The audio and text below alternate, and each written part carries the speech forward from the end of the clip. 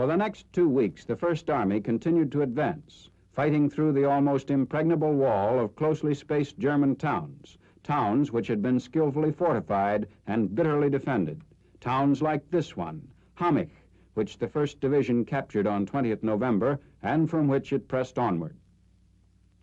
On the march to the Roer, these troops moved ahead to punch their way through the next ring of towns blocking their path to the Roer. Food and ammunition kept rolling forward despite the handicap of weather. While the main effort progressed in the Stolberg-Eschweiler area, the 4th and 8th Infantry Divisions renewed the previous offensive in the Hürtgen Forest. On the northern fringe, the 4th Division pushed off on 16th November. With field guns supporting the action, this second attempt to clear the Hürtgen Forest got underway. Our men, advancing through the woods, were sometimes scattered by enemy fire, but they kept on going, inching their way forward. Sometimes they were pinned down, but they crawled ahead. Casualties were heavy in all parts of the forest, but they received prompt attention from our ever-vigilant medical corps. Communications and heavy armor were brought up to support the infantry further up the hill.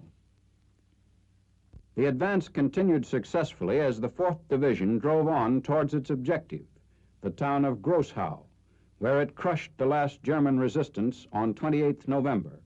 With continuous artillery support, this division was able to fulfill its assignment in the Hürtgen Forest campaign. The 8th Division joined the action by attacking objectives in the heart of the forest. Supported by one combat command of the 5th Armored Division, it launched its drive on the morning of 26th November with a rocket barrage. The rockets were firing at enemy positions in Kleinhau. It was estimated in the field that one such battery equaled the light artillery power of 5 divisions. Air support came the following day, when fighter bombers flew more than 1,000 sorties over the area. Then the artillery took over, concentrating on the target at close range, and 2 days later, Kleinhau was captured. Hürtgen, too, was finally cleared and secured late in November. One of the major objectives of the earlier campaign, Hürtgen presented a shell-shattered face to the weary men of the 8th Division who had battled for the town. Turning south, the division moved on to take 2 more towns, Brandenburg and Bergstein, and then they proceeded to mop up the remaining German positions between them and the Roer River. At last, these troops had a chance to relax. They had succeeded in clearing the Hürtgen Forest, and by 8th December had established one sector of the First Army front along the west bank of the Roer. Troop replacements were effected during the first week in December when the First Army paused before completing the drive. The 9th Infantry Division, fresh from a rest center in Belgium, moved up. It was on its way to relieve the battle-worn 1st Infantry Division, which had been in continuous action since the drive began. As the convoys passed each other, the 9th moved forward to take up positions at the front. Relief and relocations were also taking place in other areas during this brief lull in the fighting, as the First Army gathered the strength needed for its final leap to the Roer River. One thrust of the new drive was launched early on 10th December from this town, Lückeburg, which had been hotly contested.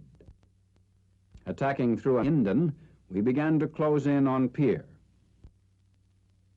On 12th December, after days of stubborn resistance, Pier showed the effects of the battle for its possession. The 104th Division moved on to wipe out German resistance along the west bank of the Roer north of Düren. At the same time, the 3rd Armored Division pushed through another string of German towns defending Düren, separating the First Army from the Roer in this area. It opened the attack on 10th December by shelling Schlich, one of the remaining strong points west of Düren.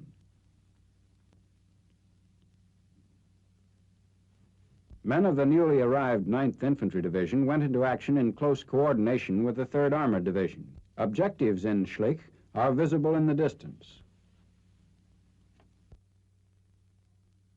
Following the artillery barrage, armor and men moved forward with a new piece of equipment, a rotary mine exploder. While the column pressed doggedly onward, infantrymen rounded up some of the enemy whom they found hidden along the path of advance.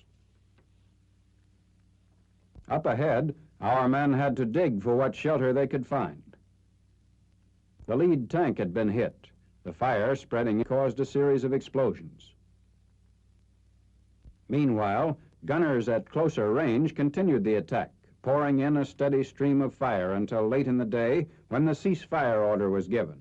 Resistance in Schlich was quelled. The following day, 11th December, those defenders who had survived were assembled for questioning and inspection. The next objective, the strongly defended town of Geich, was already aflame from German and American shell fire when the 3rd Armored Division bore down upon it. Men and guns moved out first. A smoke screen was thrown up to cover the movement as the heavy armor swung into line. As the men entered the town, they found it wrecked and empty of human life. In other parts of the town, the fires burned on unchecked. They gave concrete evidence that the 3rd Armored Division had cleared the enemy from still one more section along the 1st Army front. Simultaneously, from the fringes of the Hürtgen forest, the last of the 3 final drives got underway. Armor moved up and forward to strengthen and broaden the attack.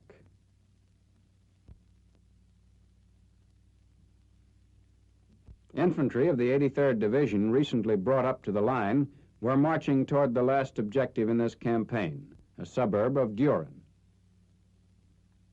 By 13th December, we were driving the enemy ahead of us, pinning their backs to the river. The attack to clear the town, Gürzenich, began the same day. Our infantry was alert to sniper fire from the enemy, hidden and protected.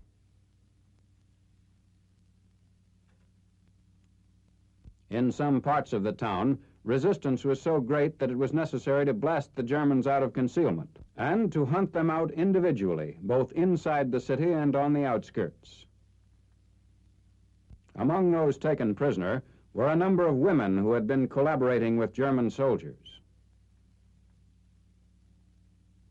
As our men rounded up the remnants of the fanatic forces defending the Roer, they were bringing to a successful finish the tough campaign launched a month earlier from Aachen.